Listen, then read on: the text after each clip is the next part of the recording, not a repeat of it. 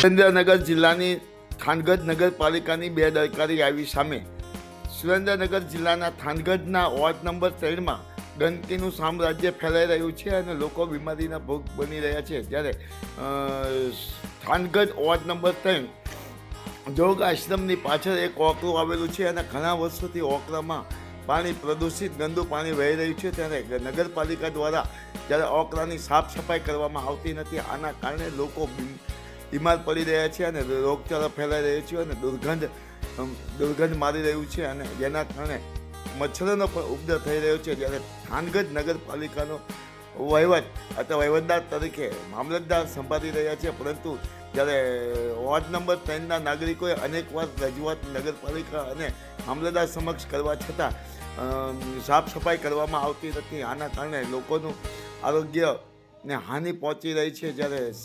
જ્યારે સસ્તા અભિયાન પાછળ લાખો કરોડો રૂપિયાનો ખર્ચો કરવામાં આવે છે, ત્યારે થાનગઢની નગરપાલિકામાં લાખો રૂપિયાના બિલ પણ ઉધારવામાં આવે છે, પરંતુ વોર્ડ નંબર 3માં જે જોગ આશ્રમ પાસેનું ઓકરું ગંદકીનું સામ્રાજ્ય ફેલાઈ રહ્યું છે। માયાજાર ન્યૂઝ ચેનલ જયેશ।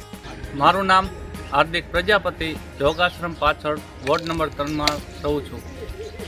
છેલ્લા ઘણા વર્ષોથી અહીંયા શેરીમાં હોકળો નીકળે છે, છલકાય છે, પણ કોઈ જાતનું તંત્રએ કાંઈ પણ પ્રકારનું કાંઈ પ્રક્રિયા કે કાંઈ ઉદ્દેશ્યમાં લીધું નથી અને ઘણા સમયથી અહીંયા મચ્છરોની ગંદકી ફેલાઈ રહી છે અને વાતાવરણમાં પણ દૂષિત ઘણું થયું છે। તો તંત્રને જાણ કરવા છતાંય કોઈ જાતનો રિસ્પોન્સ આપ્યો નથી। તો મારી એટલી જ વેદના અને અનુભૂતિ। મોટાભાઈ, જ્યારે ગંદકીનું સામ્રાજ્ય જ્યાં ફેલાઈ રહ્યું છે, કેટલા વર્ષોથી છે? આ આરામથી ઘણા વર્ષોથી થયું રહ્યું છે। તમે કોને કોને રજૂઆતો કરેલી છે?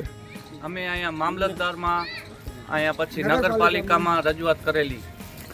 ત્યારે અગાઉના નગરપાલિકાના સદસ્યોને રજૂઆત કરેલી?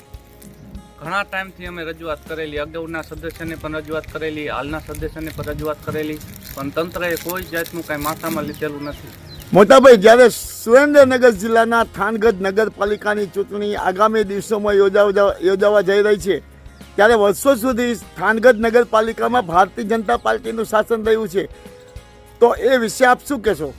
ભારતીય જનતા પાર્ટીનું અહીંયા જે અત્યારનું પદ રહેલું છે, પણ ઘણા સમયથી એમને રજૂઆત કરેલી, કોઈ જાતનું તંત્રે કાંઈ ધ્યાન ન દેતા, નગરપાલિકામાં પણ રજૂઆત કરેલી, એમને કાંઈ ધ્યાન ન દેતા। અને અગાઉ જે ચૂંટણી આવી રહી છે તો એ બાબતમાં છેલ્લા 5-6 દિવસથી સાફ સફાઈ થોડી ચાલુ હતી, બાકી અગાઉના દિવસોમાં કોઈ કાંઈ ધ્યાન દીધેલું નથી। શું ચૂંટણી ધાણે થાનગઢની અંદર કામગીરી થઈ રહી છે?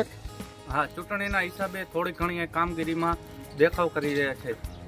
ચૂંટણી પતે પછી નેતાઓ નથી દેખાતા? કોઈ જાતનું કાંઈ 5 વર્ષથી કોઈ ધ્યાન દેતું નથી। શું મોટાભાઈ, આપનું નામ છે? મારું નામ જગદીશભાઈ પ્રજાપતિ। શું કયો વોર્ડ નંબર છે મોટાભાઈ? વોર્ડ નંબર 3 નંબર છે। આપનું નામ શું છે? ભગવતીબેન ભરતભાઈ નારાયણ। હા ભગવતીબેન, આપણે કયા વોર્ડમાં રહો છો અને ક્યાં રહો છો, કયા ગામ? 3 નંબરના વોર્ડમાં રહી છે, જોગાશ્રમ પાછળ થાનગઢ। હા, તો આ વિસ્તારમાં શું સમસ્યાઓ બેન છે? આ વિસ્તારમાં બધી સમસ્યા છે અને આ ગટરનું પાણી આવે છે અમારે પીવામાં અને આ ભૂગર છલકાય છે, હોકરો છે, હોકરામાં હલાય એવું નથી, ગંદકી અને હમણાં તો ડેન્ગ્યુ ફેલાઈ રહ્યો હતો તે થાનગઢમાં માણસ કેટલા મરી ગયા, કોઈ આમ જ નથી જોતું। બેન, થાનગઢ નગરપાલિકાની ચૂંટણી જ્યારે યોજાવા જઈ રહી છે, ત્યારે અગાઉ પણ લોકોને ચૂંટણી નગરપાલિકામાં તમે મૂક્યા હતા, તો તમારા પ્રજાકીય કામો થયા છે? કાંઈ કામ નથી થયા, 5 વર્ષની અંદર કોઈ વસ્તુ નથી થઈ।